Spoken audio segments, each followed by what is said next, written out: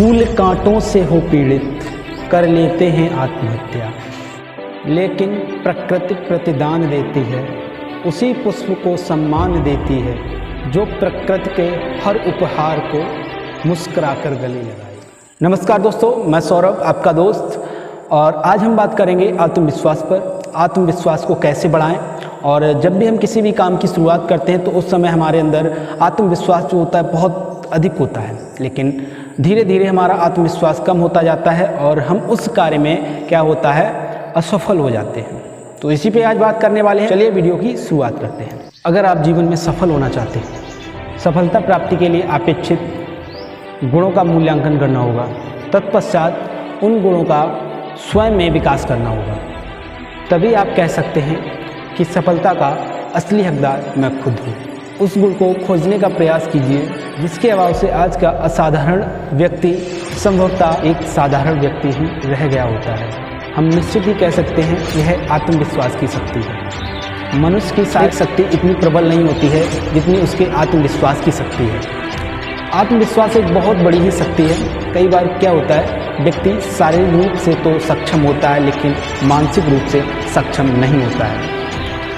अगर बात करें, व्यक्ति अगर शारीरिक रूप से सक्षम है, मानसिक रूप से सक्षम नहीं, उसके आत्मविश्वास का जो स्तर होगा बहुत ज़्यादा कम होगा। अगर व्यक्ति का जो आत्मविश्वास है बहुत उच्च हो और व्यक्ति की जो शारीरिक शक्ति हो वो निम्न, तब भी काम चलेगा।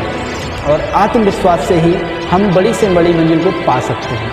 हम कह देते हैं कि आत्मविश्वास बहुत उच्च हो और शारीरिक शक्ति कमज़ोर भी हो तब भी काम चलेगा।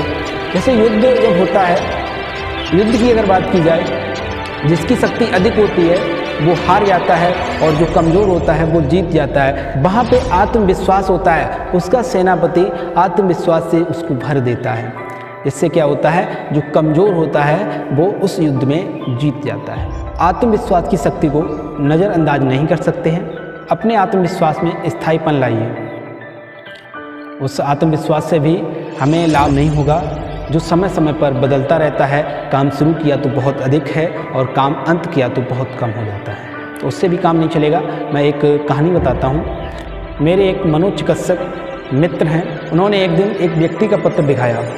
पत्र कुछ इस तरह था, मैं जीवन में बहुत आगे बढ़ना चाहता हूँ डॉक्टर साहब, मैं जीवन में बहुत आगे बढ़ना चाहता हूँ, मुझमें पूरा आत्मविश्वास भी है, छोटी सी सफलता भी मुझे आत्मविश्वास से भर देती है। अगर मैं अपने पूरे जोश से उस कार्य में लग जाती हूँ और छोटी सी सफलता मुझे उत्साहित कर देती है और मैं अपने पूरे जोश के साथ उस कार्य में लग जाता हूँ। मगर एक समस्या है, जरा सी असफलता मेरे हौसलों को तोड़ देती है।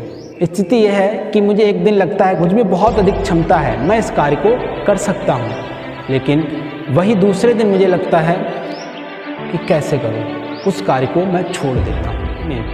प्रत्येक व्यक्ति में वो सारी शक्तियाँ हैं जो किसी अन्य सफल व्यक्ति में होती हैं।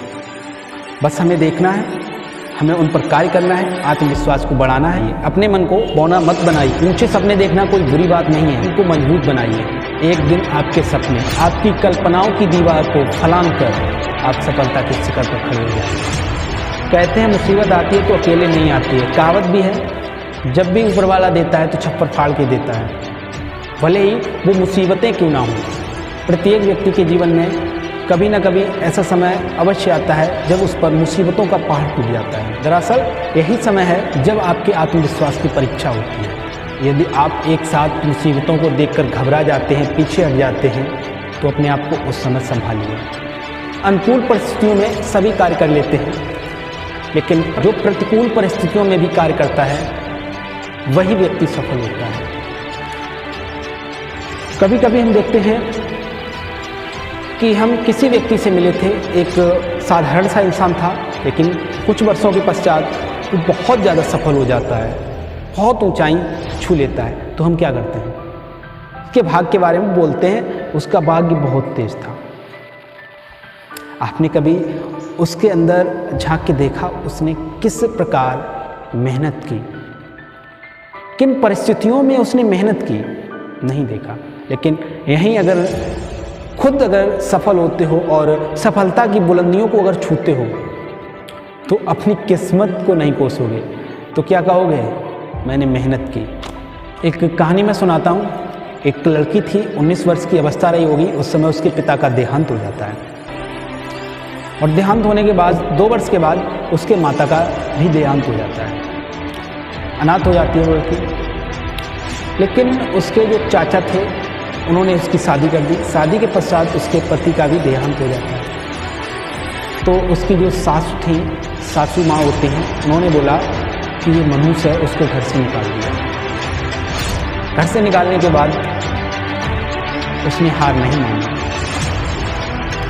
और अच्छी नौकरी तो नहीं मिली क्योंकि उसके पास इतनी योग्यता नहीं थी और धीरे धीरे पढ़ाई उसने शुरू कर दी और साथ में एक चपरासी की नौकरी भी करने लगी। लगातार संघर्ष करने के बाद उसने अंततः पीएचडी की।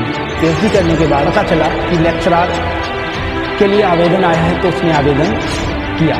करने के पश्चात वह लेक्चरर के पद पर उसका चयन हो जाता है। चयन होने के पश्चात क्या हुआ, उसने पुनर्विवाह भी कर लिया।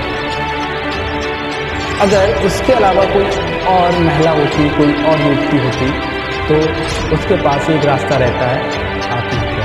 अगर आत्महत्या कर लेती तो वो समाज को क्या दिखाती, और जब भी वो याद की जाती तो कायर की भांति हमेशा याद की जाती। लेकिन आज वो लोगों को शिक्षित कर रही है, लोगों के अंदर पॉजिटिव विचार डाल रही है, समाज के लिए कार्य कर रही है।